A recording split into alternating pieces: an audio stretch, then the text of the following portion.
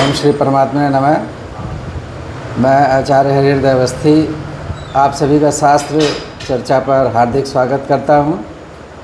हमको पूज्य गुरु जी प्रोफेसर भगवत शरण शुक्ल वेदमूर्ति तपोनिष्ठ गीता और उपनिषद के विशेषज्ञ मांडुक्य उपनिषद पर ज्ञान दे रहे हैं और तुरीयावस्था की चर्चा चल रही है। शंकराचार्य जी के भाष्य है, उस पर विवेचन कर रहे हैं गुरु जी।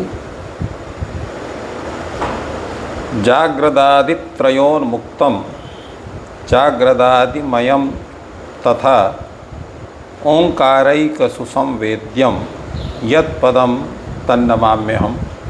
कृष्णाय वासुदेवाय हरये परमात्मने प्रणतक्लेशनाशाय गोविंदाय नमो नमः।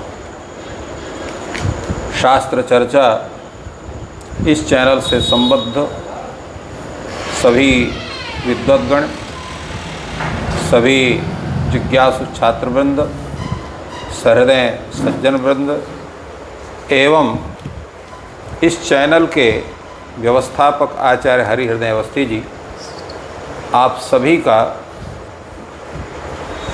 इस मांडुक्योपनिषद विचार परंपरा में स्वागत है। हम लोग वर्तमान में चतुष्पाद ब्रह्म के चतुर्थ पाद पर विवेचन कर रहे हैं, जिसमें जो ये चार पाद बतलाए गए, वैश्वानर, तेजस, प्राज्ञ और तुरी, तो इनमें पूर्व में सभी का पृथक पृथक विवेचन हुआ। उसके पश्चात जो तुरीय पाद है वह वैश्वानर और तेजस से कैसे भिन्न है और उसी प्रकार प्राज्ञ से कैसे भिन्न है, उसके विषय में चर्चा हुई। आज जो विचार हो रहा है वो ये हो रहा है कि तुरीय पाद का निश्चय हम कैसे करते हैं, कैसे हम जाने कि हम ब्रह्म के चतुर्थ पाद में प्रविष्ट हैं या उसका हम ज्ञान कर रहे हैं। कदा तुरीये निश्चितो भवति, ये प्रश्न उठता है, जिसका उत्तर इस कारिका से है। ये 15वीं कारिका है। इसमें कहते हैं अन्यथा गृह्णत स्वप्नो निद्रा तत्त्वम् अजानतः विपर्यासे तयोः क्षीणे तुरीयं पदमश्नुते। अर्थात स्वप्नावस्था होती है। स्वप्नावस्था में हम क्या करते हैं, अनेक स्वरूपों का दर्शन करते हैं स्वप्न में। तो स्वप्न कब होता है, तो अन्यथा ग्रहण करने से स्वप्न होता है। और निद्रा कब होती है, तो निद्रा तत्वम अजानतः, तत्व को न जानने से निद्रा की स्थिति बनती है। तो जब ऐसी स्थिति हो कि अन्यथा ग्रहण करने से जो स्वप्न हो रहा वो भी ना हो रहा हो, तत्व को न जानने से जो निद्रा हो रही वो न भी हो रही हो, तो इन दोनों के विपरीत अवस्था में जो इन विपरीत ज्ञानों का जब क्षय हो जाता है, उस अवस्था की जो प्राप्ति होती है उसको कहते हैं तुरीयावस्था। वही तुरीयावस्था है।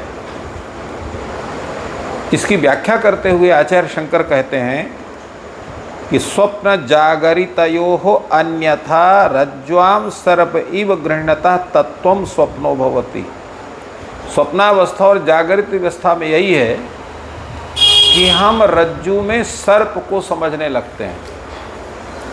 तो रज्जु में जो सर्प को समझना है, उसका ग्रहण करना है, ऐसा जो तत्व का स्वरूप है उसी को कहते हैं स्वप्न। निद्रा क्या है कि निद्रा तत्वम अजानतः त्रिषु अवस्थासु तुल्या। निद्रा का मतलब हो गया एक ढंग से सुषुप्तावस्था की जो ये तीनों अवस्थाएं हैं, निद्रा, तत्वम, अजानतः, निद्रा क्या है? जब हम तत्व को नहीं जानते हैं। और त्रिषु अवस्थासु तुल्य, वो भी जो है तीनों अवस्थाओं के तुल्य है। तीन अवस्था कौन है? जागृतावस्था, स्वप्नावस्था और सुषुप्त्यावस्था। तो निद्रा भी इन्हीं तीनों के समान ही है, कोई भिन्न नहीं है। क्योंकि स्वप्न और निद्रा ये दोनों तुल्य होने के कारण वैश्वानर और तेजस का जो स्वरूप है तादृश स्वरूप ही इसका ही होता है। इसलिए आचार्य शंकर कहते हैं कि स्वप्न हृदयो तुल्यत्वाद वैश्व तेजस तैजसयोः एक राशित्व, एक राशि इनकी बनती है। क्योंकि अन्यथा ग्रहण प्राधान्याच गुणभूता निद्रा, क्योंकि निद्रा में भी अन्यथा ग्रहण होता है, अर्थात तात्विक वस्तु का ग्रहण नहीं होता है निद्रा में भी। अन्यथा ग्रहण प्राधान्य, अन्यथा ग्रहण का प्राधान्य होने से ये जो निद्रा है ये भी गुणभूता है, अप्रधान रूप है।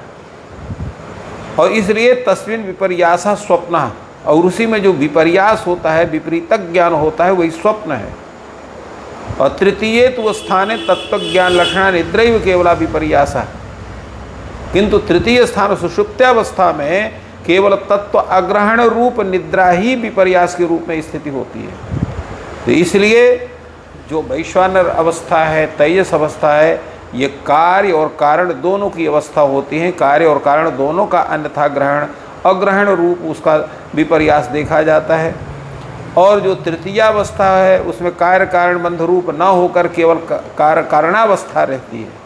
इसलिए कहते हैं कि अतः तयो कार्य कारण स्थानयोः अन्यथा ग्रहणाग्रहण लक्षण विपर्यासे कार्य कारण बंध रूपे परमार्थ तत्व प्रतिबोधता क्षीणे तुरीयम पदमश्नुते। तुरी पद की बात कब होती है? जब कार्य कारण स्थान जो रूप जो अन्यथा ग्रहण अग्रहण का जब विपर्यास होता है, कार्य कारण बंध रूप जो परमार्थ तत्व का जब प्रतिबोध होता है, उस प्रतिबोध होने से जब ये इनका जो क्षीणता बनती है, तब उस अवस्था में तुरीय पद की प्राप्ति होती है।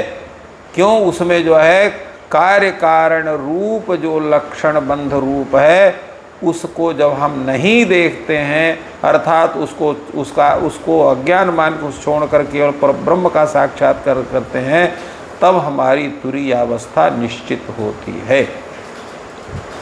प्रश्न होता है इसका बोध कब हम करें? तो उसके लिए कारिका में आया अनादि मायया सुप्तो यदा जीवः प्रबुध्यते अजम अनिद्रम स्वप्न अद्वैतम बुध्यते तदा।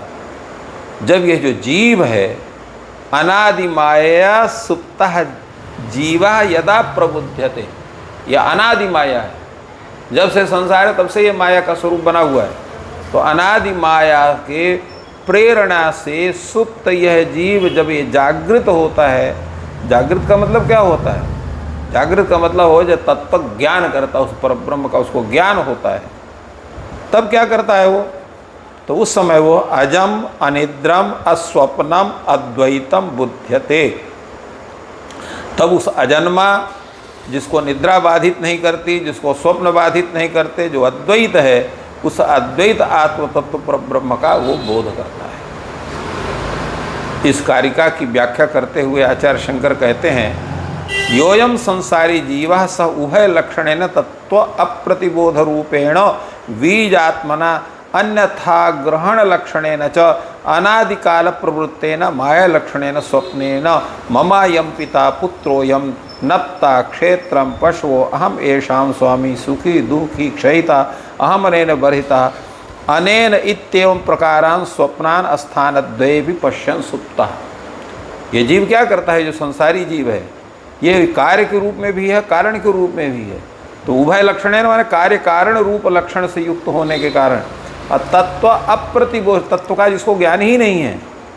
तो बीज आत्मना अन्यथा ग्रहण लक्षणेन, और बीज रूप में जो है यह जो है अन्यथा ग्रहण करके, जैसा पूर्व में बतलाया गया कि रज्जु में जैसे सर्पादि की प्रतीति होती है, सुक्ति में जैसे रजत की प्रतीति होती है, उसी ब्रह्म में भी ये जगत की प्रतीति करके रूप में अन्यथा ग्रहण लक्षण के द्वारा अनादिकाल प्रवृत्त जो माया का स्वरूप है, उस स्वरूप से स्वप्नेन, उस माया रूप लक्षण के स्वप्न से युक्त होकर के यह मेरा पिता है, यह मेरा पुत्र है, यह मेरा नाती है, यह मेरे खेत खलिहान हैं, ये मेरे पशु हैं, गाय भैंस इत्यादि हैं, मैं इनका स्वामी हूँ, मैं सुखी हूँ, मैं दुखी हूँ, मैं जो है क्षीण हो रहा हूँ, मैं मेरे द्वारा मैं जो है इनके द्वारा बढ़ाया गया हूँ। इस प्रकार से अनेक प्रकार के स्वप्नों को इन दोनों अवस्थाओं में अर्थात जागृतावस्था में भी और जो है स्वप्नावस्था में भी वह इन सब चीज़ों को देखता रहता है और स्वप्न को देखता रहता है, और इसीलिए वो सुप्त होता है। जब उसको वेदांतार्थ तत्व का अभिज्ञान हो जाता है, कैसे होता है, तो परम कारुणिक गुरु के द्वारा, गुरु जो है उसके ऊपर कृपा करके उस वेदांत तत्वार्थ का जब ज्ञान कराते हैं तो नास्येवं त्वम हेतु फलात्मक, तो इसका जो ये जितना चीज़ है ये हेतु फलात्मक वो फिर नहीं रहता है, परंतु क्या रहता है उस समय उसको, तो केवलम तत्त्वमसि प्रतिबोध्यमाना तदैवं प्रतिबुद्धते, तो उस परमात्मा का जो उसको तत्त्वमसि इत्यादि वाक्यों से जो उस परमात्मा तत्व का उसको ज्ञान होता है तब वो जो है जागृत होता है। कैसे जागृत होता है, नास्मिन् बाह्याभ्यंतरम वा जन्मादि भाव विकारो अस्ति, क्योंकि यह जो इसमें इस परब्रह्म का जब बोध होता है तो उसमें बाह्याभ्यंतर जन्मादि भाव विकारों का अस्तित्व नहीं रहता, वो उसके विकार उसको नहीं होते हैं। तो अस्त्यतो अजम सबाह्याभ्यंतर सर्वभाव विकार वर्जितम, वह जो है अज है परमात्मा जो है, और कैसा है, जिसे बाह्य आभ्यंतर जितने प्रकार के भाव विकार हैं उनसे सबसे वो रहित है, जिससे जन्मादि जो कारणों का भूत है, यस्मात् जन्मादि कारण भूतम नास्मिन् अविज्ञात तमो बीजम निद्रा विद्यते इति अनिद्रम, उसमें जो है जन्मादि कारण भूत कोई भी स्वरूप विद्यमान ना होने के कारण अविद्यातमो बीज उसमें ना होने से वो को निद्रा नहीं है, इसलिए वो अनिद्र है। अनिद्रम ही तत्तुरीयम, और वो जो अनिद्र है वही तुरीय है, इसलिए जो है वो अस्वप्न भी है, और तन्निमित्त होने से उसका अन्यथा ग्रहण नहीं हो रहा है। यस्मात् चा निद्रम अस्वप्नम तस्मात्, चूँकि वह अनिद्र है, अस्वप्न है, इसलिए वह अज है, अद्वैत है, तुरीय है, उस ऐसे तुरीय ब्रह्म का उसको साक्षात्कार होता है। तो इस तरह से इस प्रपंच के से पृथक रूप में तुरीय ब्रह्म का ज्ञान वह जीव प्राप्त करता है, और जब उसका ज्ञान तभी होता है जब वह इन संपूर्ण जितने बाह्य स्वरूप हैं उनका वो त्याग करता है। तो इस प्रकार गुरुजी ने तुरीयावस्था का सुषुप्ति, स्वप्न और जागृत से भेद स्पष्ट किया। आपका दिन शुभ हो, ईश्वर आपकी सहायता करें। धन्यवाद।